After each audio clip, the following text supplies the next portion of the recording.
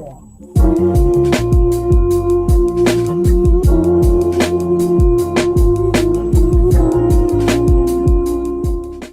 to Diaries of a Healing Latina. This is a safe space where we talk about the parts of healing that no one really prepares us for. In today's episode, we're going to talk about colorism, internalized rejection, and beauty standards within communities and within cultures.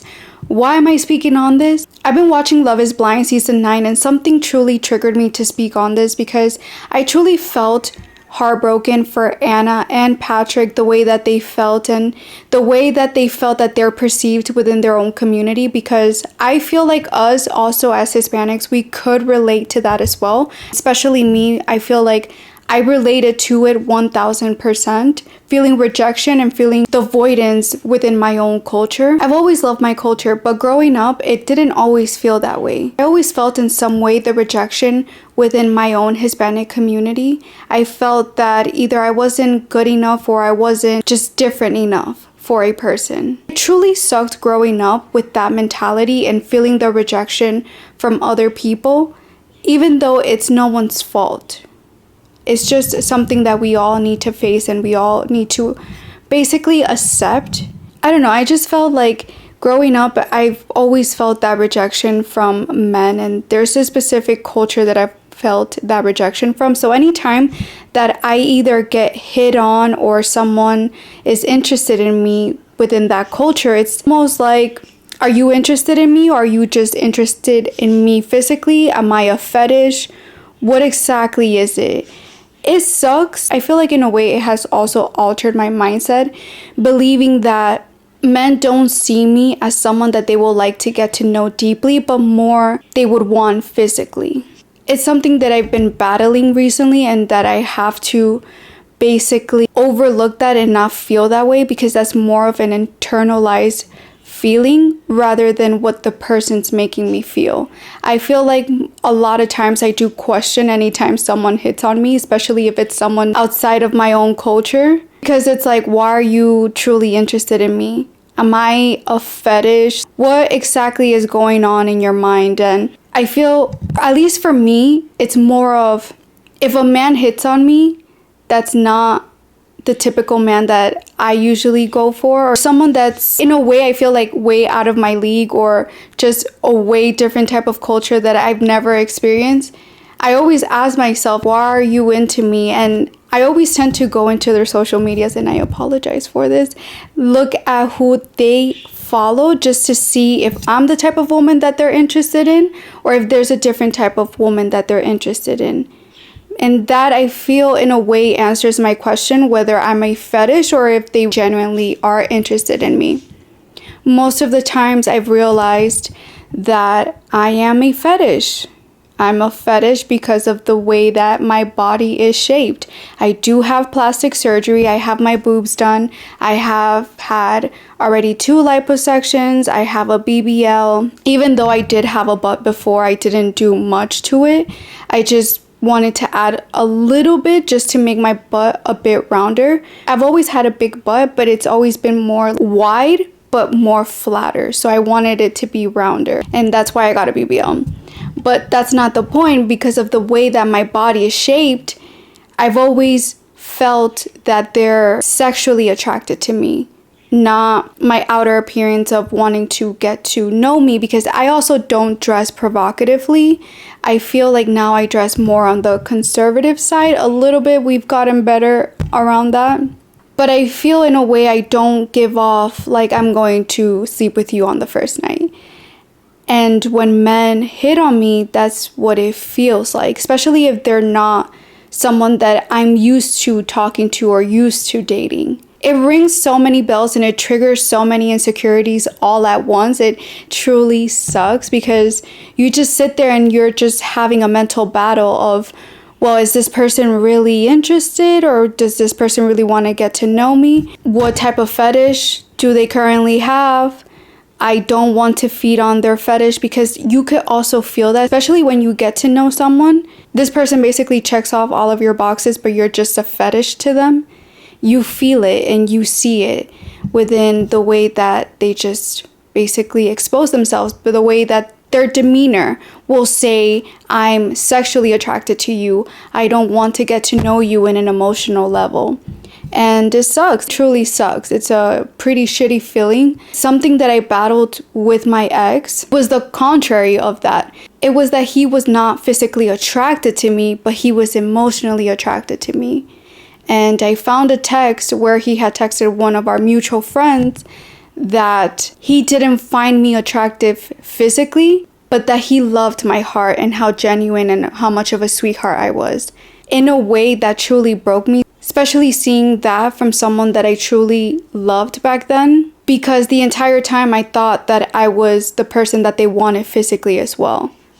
And obviously that sparked up the insecurities that I have in today's date, always making me question, well, is this person genuinely interested in me, or are they just physically interested in me? It's a battle that's always ongoing. It's almost like you can't stop it because you don't know who's genuine or who is not. When I was with my ex, I didn't have the plastic surgery that I have today.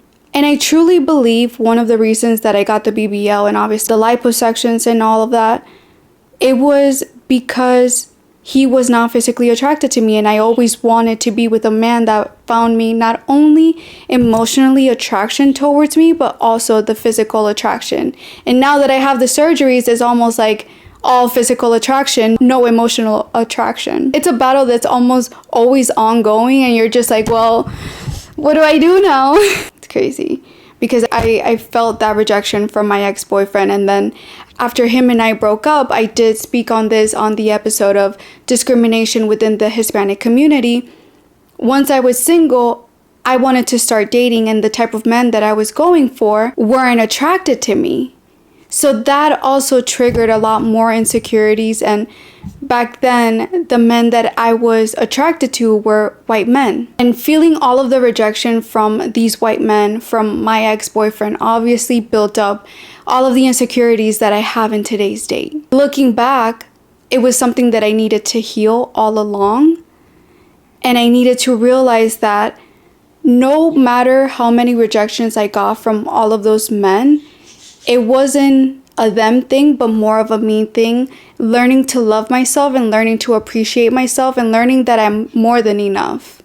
Whether they don't find me emotionally attractive or whether they don't find me physically attractive. It's me learning to love myself and me learning to be in my own skin and knowing that I'm more than enough. But it's something that you feel and that you've experienced ever since childhood that it's very difficult to overcome because you felt the rejection from certain family members, and you grow up and you start dating, and then you start feeling all of this rejection from men. You start feeling the rejection from your first love, and you sit there and you're just like, so what exactly is it? Before, I thought that when my ex-boyfriend said the whole, well, I'm emotionally attracted to her, not physically attracted, I thought that was the worst thing ever. But now that I'm getting the physical attraction and no emotional attraction, it's almost like, so when am I going to be good enough for a man? Or when am I going to be good enough for someone to love me and appreciate me?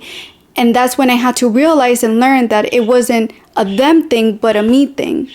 Because I had to learn how to choose better for myself and realize that the rejection that I was feeling was avoidance that I've been feeling within me. So if we sit here and talk about rejection, I've been rejected. Sometimes when I talk about me being rejected, people look at me and they're like, you get rejected? You're beautiful, you're this, you're that. And it's like, no, I get rejected too. I get rejected too. And I'm not saying that like, oh my God, I'm the hottest thing ever. But it's also like, I also know in a way that I'm physically attractive. I know that I'm emotionally attractive. I know that I'm attractive overall, and I know that my aura is a vibe.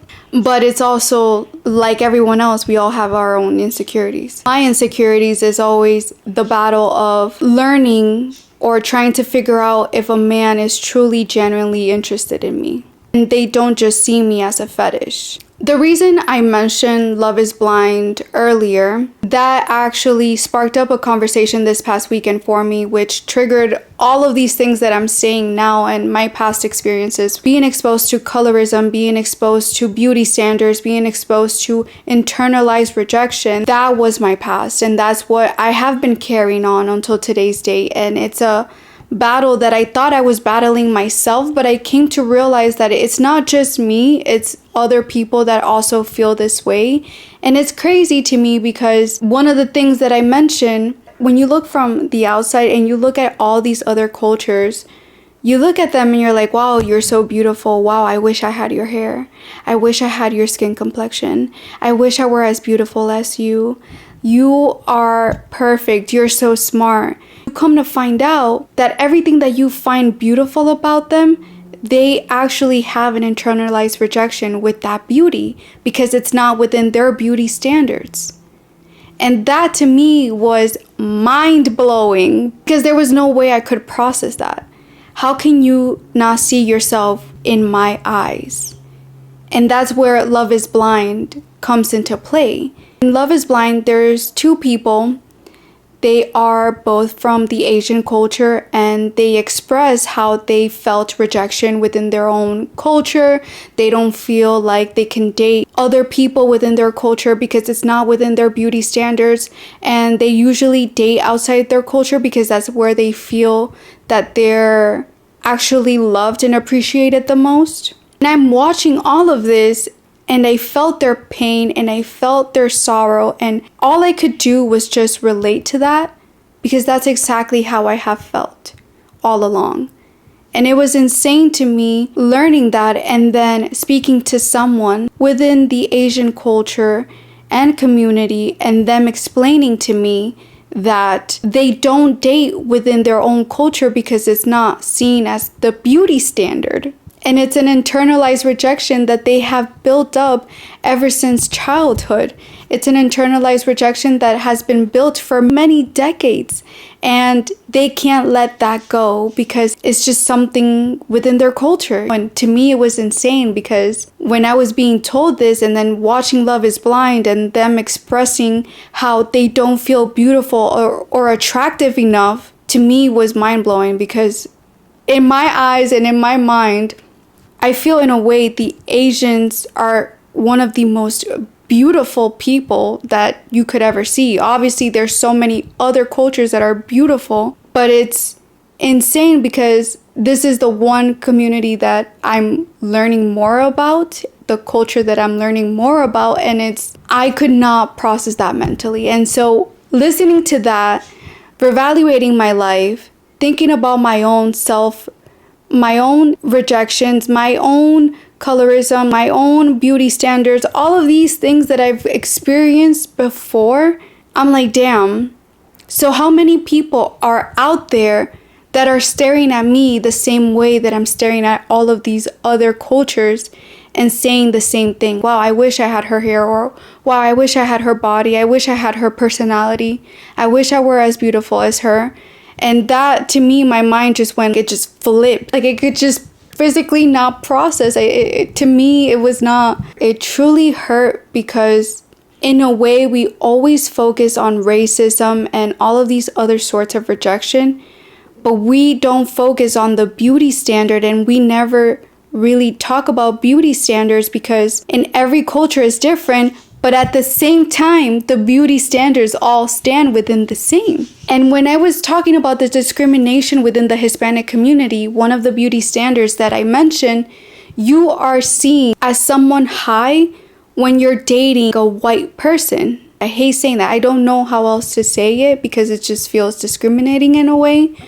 But in Colombia, if you date a white person, you're seen as someone in a high standard, in a high level. You're up there. And when I was speaking to someone within the Asian culture, they were telling me that their definition of a high standard, of a high level of someone that you date is someone white. That the beauty standard for them is someone blonde, blue eyes, white. And so I'm listening to all of this and I could not process it because in my mind, it was almost like, wow. And going back to Love is Blind, these two Asian people fell in love with each other, but they basically rejected each other because of their internalized rejection, not thinking that they were good enough, not just good enough, but not thinking that the other person, after physically seeing them, they would not be attracted to them because they have this beauty standard within their own community that they keep fighting. But in reality, they want to date people also within their own community that could also in a way understand them. Even though we all end up learning different cultures and understanding different cultures. But that to me was just insane. And I feel like talking about that because it, like I said, it sucks and it makes me so sad that we all have this internalized rejection, that we all have this one thing as a beauty standard and we can't all see each other as a beauty standard.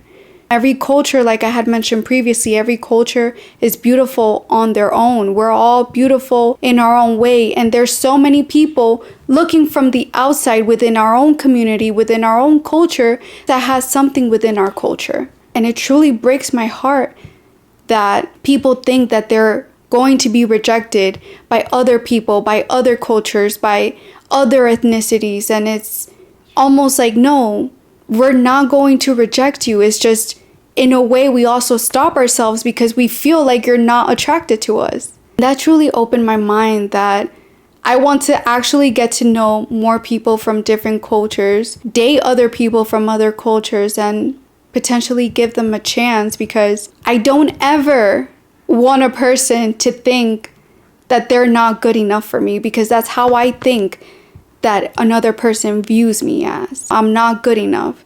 And because of the way that my body is basically set up and built, that maybe I'm not potentially a good person to fall in love with, or potentially even have kids with, a family with, because in a way my body is more of sexualized body than maternal body in a way. I don't know if that makes sense, but I'm not sure if, and truly and sincerely, I just wanted to speak about this from the bottom of my heart. It was not to diminish anyone, or it was not to provoke hate. It was not to just, none of that. It was just to bring awareness that not only the Hispanic culture feels some sort of rejection, especially in today's date, but that there's other cultures that feel this type of rejection, and we're not fully aware of it because we're not educated enough in all of these other cultures and how they view others from the outside.